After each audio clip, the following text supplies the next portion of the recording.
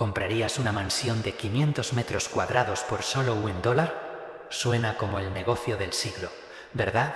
La familia Mendoza pensó exactamente lo mismo, hasta que descubrieron por qué ninguna otra familia había durado más de 3 semanas en esa casa. 12 personas murieron allí en un ritual satánico. 8 familias anteriores huyeron aterrorizadas en medio de la noche. Y lo que esta familia experimentó en su primera noche casi los mata del terror. Pero lo que hicieron en los siguientes 7 días rompió una maldición de 25 años que ningún exorcista pudo vencer. Esta es su historia real, documentada, verificada. Y cuando termines de escucharla, nunca verás las casas baratas de la misma manera. Hermanos, lo que voy a compartir hoy es uno de los casos más extraordinarios de maldición territorial y liberación de propiedad que he documentado en mis años de ministerio.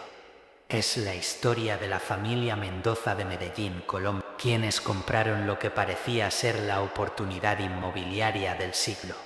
Una mansión hermosa de 500 metros cuadrados por apenas $1, solo para descubrir que estaban viviendo en lo que los vecinos llamaban la casa de la muerte. Esta historia está completamente verificada con documentos legales, testimonios de múltiples vecinos, reportes policiales históricos y registros del gobierno municipal. No es leyenda urbana, es realidad documentada que demuestra tanto el peligro real de propiedades contaminadas espiritualmente como el poder absoluto de métodos bíblicos de purificación territorial. Carlos Mendoza, ingeniero de 42 años, su esposa Ana de 38 y sus 2 hijos adolescentes de 15 y 13 años habían estado buscando casa más grande durante meses. Sus trabajos iban bien, habían ahorrado para enganche, pero el mercado inmobiliario de Medellín estaba imposiblemente caro. Cada propiedad que les gustaba estaba fuera de su presupuesto. Un día, Carlos estaba revisando el sitio web de subastas judiciales del gobierno cuando encontró algo que lo dejó sin aliento. Una mansión de 3 pisos, 500 metros cuadrados de construcción, en uno de los barrios históricos de Medellín, con precio inicial de subasta de $1. Sí, $1 peso colombiano, equivalente a menos de $0.01 americano. Carlos pensó que era error tipográfico. Llamó a la oficina judicial inmediatamente. Le confirmaron. No era error. La propiedad estaba siendo subastada por el gobierno después de estar abandonada durante 15 años sin que nadie pagara impuestos. El precio base era efectivamente $1 peso. ¿Pero por qué tan barata?, preguntó Carlos. Debe haber algún problema estructural grave. ¿Cierto? La funcionaria vaciló antes de responder. La estructura está en perfecto estado según la última inspección. Es solo que, bueno, la propiedad tiene historia complicada. Si quiere más información, puede revisar los archivos públicos en la biblioteca municipal. Carlos, intrigado, fue directamente a la biblioteca. Lo que encontró en los archivos de periódicos locales lo perturbó, pero siendo hombre racional, decidió que la historia no debería afectar el valor de una propiedad estructuralmente sólida. Los archivos revelaban que en 1994 la mansión había sido propiedad de un hombre llamado Ernesto Villegas, quien aparentemente dirigía una secta satánica pequeña pero activa. Durante la noche del 31 de octubre de 1994, Halloween, Villegas y sus 11 seguidores realizaron lo que los periódicos llamaron ritual de sangre masivo en el sótano de la casa. Los detalles exactos nunca fueron completamente revelados al público, pero los reportes policiales indicaban que los 12 participantes murieron esa noche en circunstancias que los investigadores describieron como perturbadoras y parcialmente inexplicables. La escena del crimen fue tan traumática que 3 de los oficiales que respondieron primero solicitaron licencia psicológica permanente. Después de ese incidente, la propiedad fue confiscada por el gobierno. Durante los siguientes 25 años, 8 familias diferentes intentaron vivir en la casa. Los registros mostraban un patrón perturbador. Se fueron después de que su hija de 6 años fuera hospitalizada por terror inexplicable. Nadie más quiso intentarlo. La casa quedó abandonada. Los impuestos impagar se acumularon. El gobierno finalmente decidió subastarla por el precio simbólico más bajo posible solo para quitársela de encima. Carlos leyó toda esta historia, pero su mente racional la procesó como superstición y coincidencias. Decidió hacer oferta en la subasta. Era el único participante. Ganó la propiedad por $1. Firmó los papeles, recibió las llaves y llevó a su familia a ver su nueva mansión. La primera visita durante el día fue maravillosa. La casa era arquitectónicamente hermosa, estilo colonial el español, techos altos, acabados en madera, jardín amplio.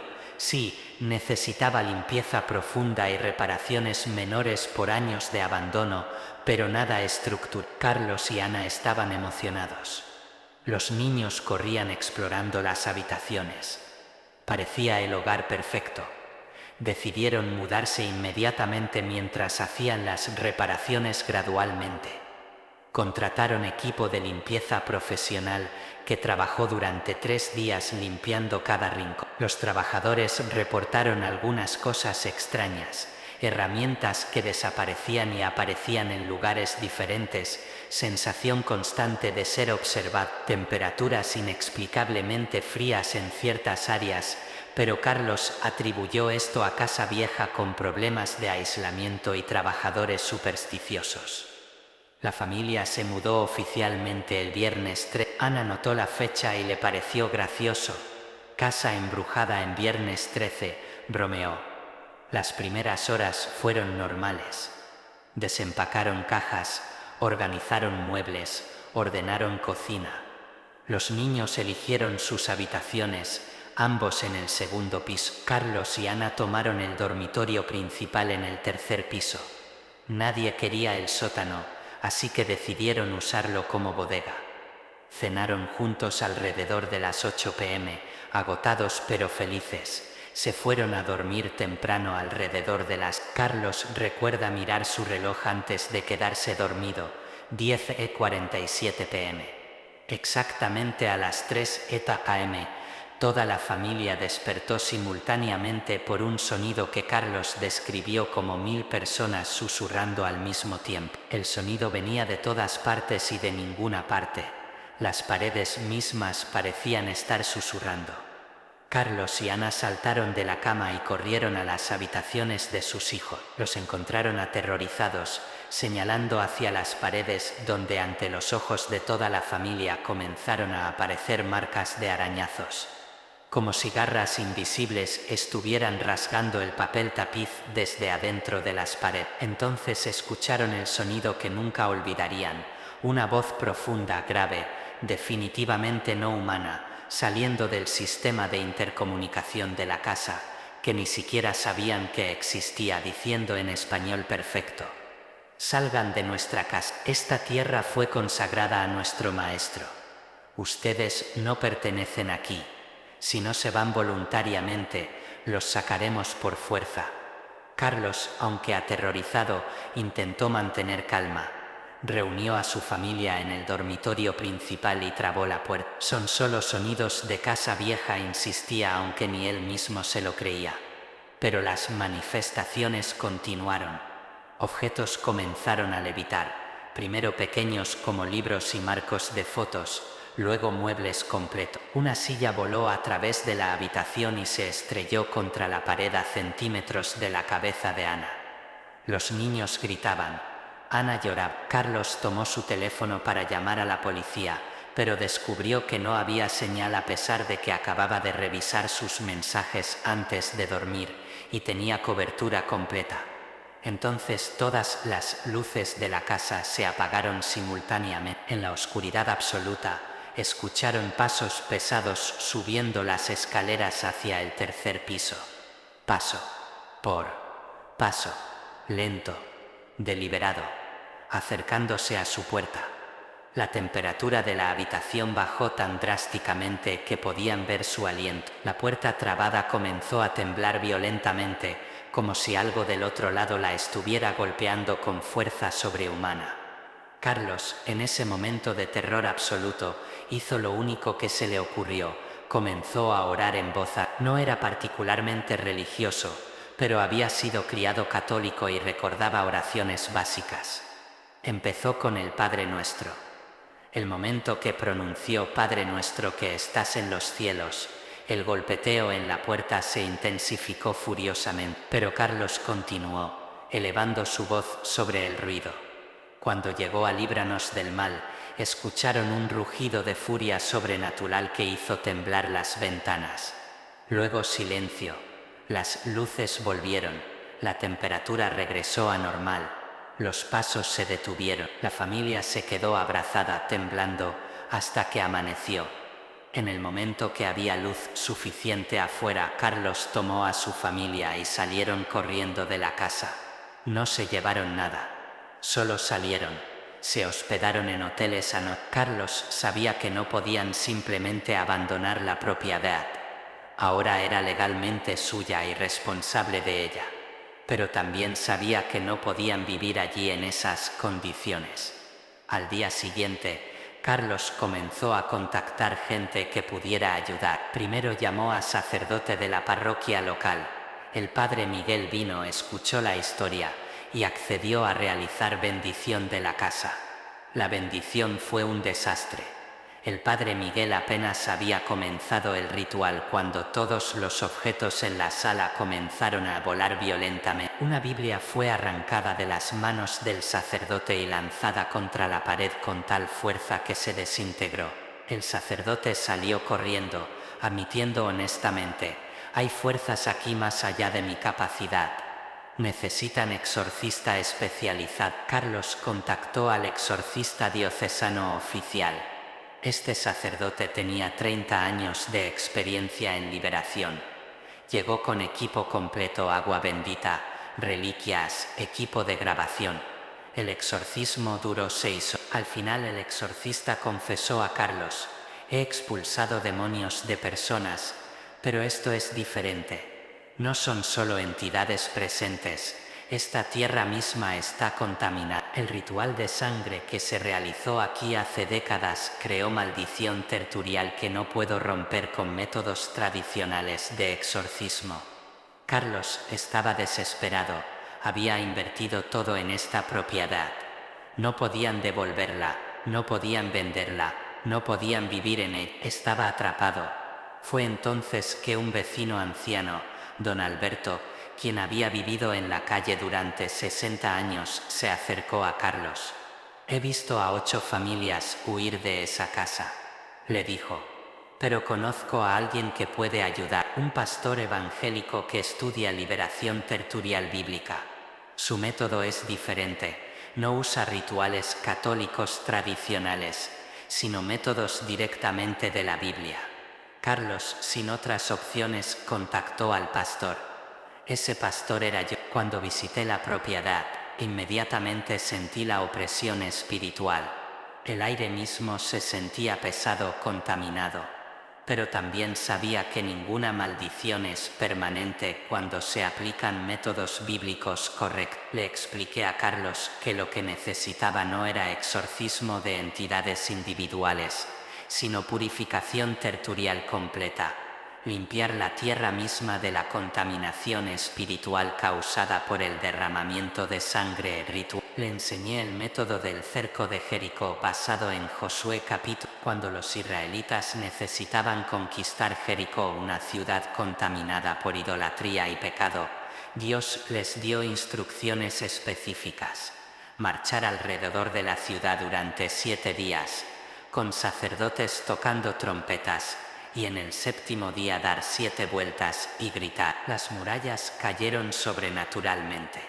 El principio espiritual es el mismo.